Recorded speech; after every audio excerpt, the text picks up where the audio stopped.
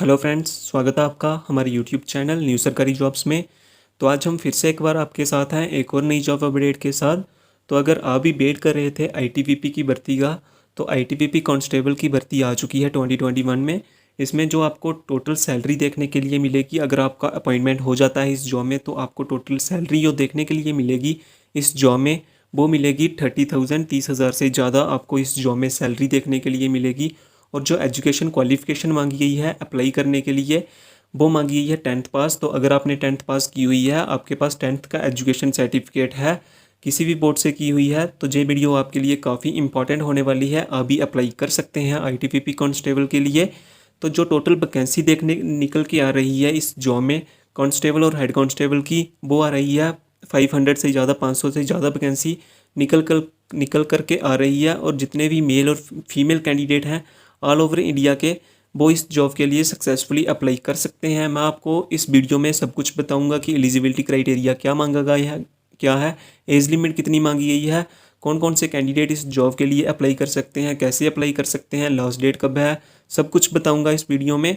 लेकिन शुरू से लेकर लास्ट तक इस वीडियो में बने रहें। लेकिन ये बताने से पहले, अगर आप हमारे चैनल पर नए आए हैं तो प्लीज़ सब्सक्राइब कर लीजिए हमारे यूट्यूब चैनल न्यू सरकारी जॉब्स को, जॉब्स के रिलेटेड लेटेस्ट अपडेट सबसे पहले पाने के लिए। और फ्रेंड्स, अगर अभी तक आपने जो जो हमारे जॉब अलर्ट के ग्रुप हैं वो ज्वाइन नहीं किए हुए, तो आप ज्वाइन कर सकते हैं। आप हमारा टेलीग्राम चैनल ज्वाइन कर सकते हैं, आप हमारा फेसबुक ग्रुप भी ज्वाइन कर सकते हैं, लिंक आपको डिस्क्रिप्शन में मिल जाएगा। इन ग्रुप्स को ज्वाइन करने का फ़ायदा ये होगा कि जो भी जॉब की न्यू नोटिफिकेशन आएगी उसकी सबसे लेटेस्ट पहली अपडेट आपको इन ग्रुप्स में मिल जाएगी। सो जल्दी से ज्वाइन कर लीजिए हमारे टेलीग्राम चैनल को और फेसबुक ग्रुप को, लेटेस्ट अपडेट जॉब के रिलेटेड सबसे पहले पाने के लिए। लिंक आपको डिस्क्रिप्शन में मिल जाएगा। तो बिना टाइम वेस्ट किए चलो चलते हैं आज की वीडियो की ओर। तो फ्रेंड्स चलिए आज बात कर लेते हैं, अभी बात कर लेते हैं जो आईटीबीपी की वैकेंसी आ रही है आज उसके बारे में। तो फ्रेंड्स, इसमें जो टोटल नंबर ऑफ़ पोस्ट्स आपको देखने के लिए मिलेगी, टोटल नंबर ऑफ़ वैकेंसी देखने के लिए मिलेगी, वो मिलेगी 511 पोस्टर्स, 511 पोस्टर्स, 511 वैकेंसी आपको इस जॉब में देखने के लिए मिलेंगी। अभी बात कर लेते हैं कि कौन कौन सी पोस्टर्स आपको इस जॉब में देखने के लिए मिलेगी। तो जो आपको पोस्टर्स मिलेंगी, पहली मिलेगी जीडी कांस्टेबल की, जिसमें आपको टोटल नंबर ऑफ़ वैकेंसी देखने के लिए मिलेगी, वो मिलेगी 396 वैकेंसी, 396 वैकेंसी आपको जीडी कांस्टेबल की देखने के लिए मिलेगी।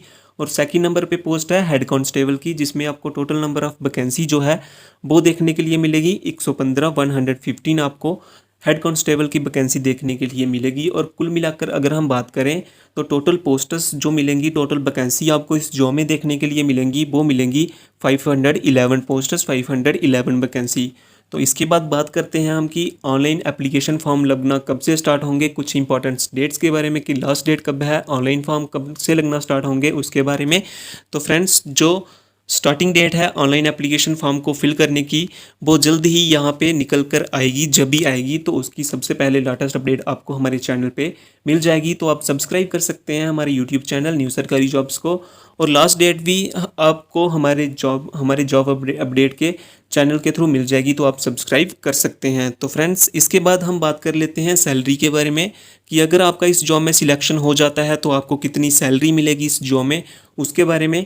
तो जो मंथली सैलरी मिलेगी आपको इस जॉब में, वो अगर जीडी कांस्टेबल में आपका सिलेक्शन होता है तो आपको जो सैलरी मिलेगी मंथली, वो मिलेगी 35,000, 35,000 मंथली आपको सैलरी मिलेगी अगर आपका जीडी कांस्टेबल में सिलेक्शन हो जाता है। तो अगर आपका हेड कांस्टेबल में सिलेक्शन हो जाता है तो आपको जो मंथली सैलरी मिलेगी इस जॉब में, वो मिलेगी 65,000 मंथली। तो 65,000 आपको मंथली सैलरी मिलेगी अगर आपका हेड कांस्टेबल में सिलेक्शन हो जाता है। तो फ्रेंड्स, ये बात होगी जॉब की समरी की।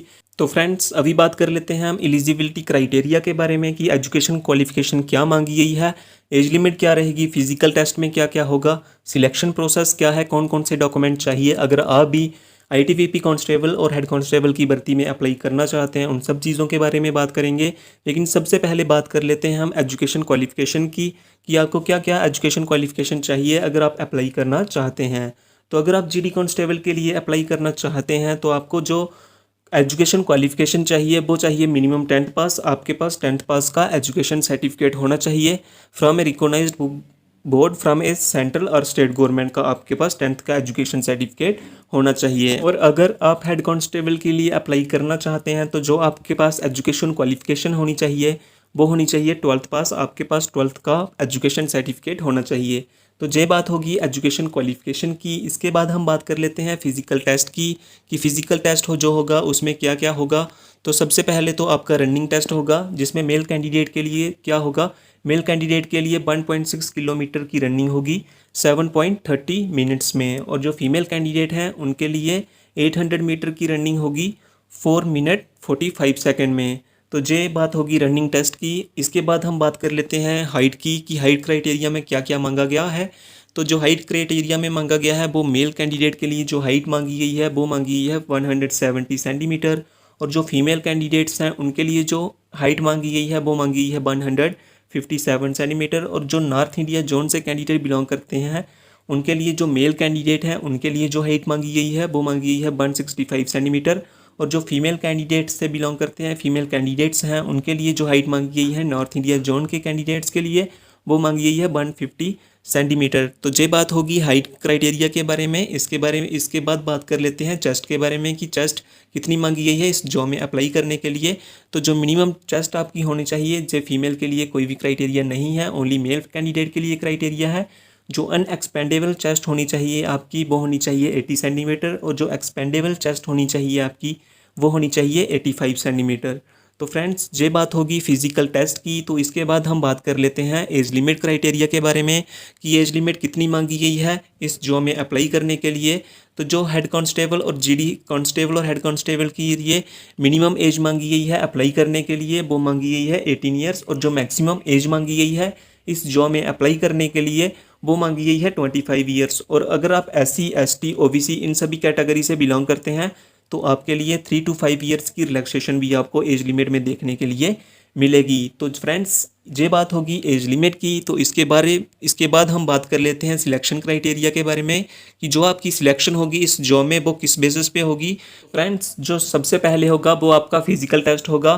फिजिकल टेस्ट में मैंने आपको ऊपर बता दिया है कि क्या क्या एलिजिबिलिटी आपको चाहिए। सेकंड नंबर पे अगर आप फिजिकल टेस्ट में क्वालिफाई हो जाते हैं तो आपका रिटन एग्ज़ाम होगा, और अगर आप रिटन एग्ज़ाम और फिजिकल टेस्ट में दोनों में क्वालिफाई हो जाते हैं तो आपका मेडिकल एग्ज़ाम होगा। मेडिकल एग्ज़ाम होने के बाद अगर आप मेडिकल एग्ज़ाम में भी क्वालिफाई हो जाते हैं तो आपके डॉक्यूमेंट्स की वेरिफिकेशन की जाएगी, और अगर आप ये सब क्राइटेरिया क्वालिफाई कर लेते हैं तो लास्ट में आपकी फाइनल मेरिट लिस्ट बनेगी जिसमें आपकी सिलेक्शन हो सकती है। तो फ्रेंड्स ये बात होगी सिलेक्शन क्राइटेरिया के बारे में। इसके बाद हम बात कर लेते हैं list of the required document की कौन कौन से डॉक्यूमेंट चाहिए अगर आप इस जॉब में अप्लाई करना चाहते हैं उसके बारे में। तो सबसे पहले जो आपका एजुकेशन सर्टिफिकेट चाहिए, एजुकेशन सर्टिफिकेट होना चाहिए आपका 10th पास का अगर आप GD कांस्टेबल के लिए अप्लाई करना चाहते हैं, और 12th का होना चाहिए अगर आप हेड कांस्टेबल के लिए अप्लाई करना चाहते हैं। सेकंड नंबर पे आपके पास डोमिसाइल सर्टिफिकेट होना चाहिए। थर्ड नंबर पे आपके पास आधार कार्ड भी होना चाहिए as a identity proof. Fourth number पे आपके पास कास्ट सर्टिफिकेट होना चाहिए अगर आप SC ST OBC इन कैटेगरी से बिलोंग करते हैं। फिफ्थ नंबर पे आपके पास होना चाहिए फ़ोटो होना चाहिए in the light colour background में आपके पास फ़ोटो होना चाहिए, और लास्ट में आपके पास सिग्नेचर होने चाहिए आपके।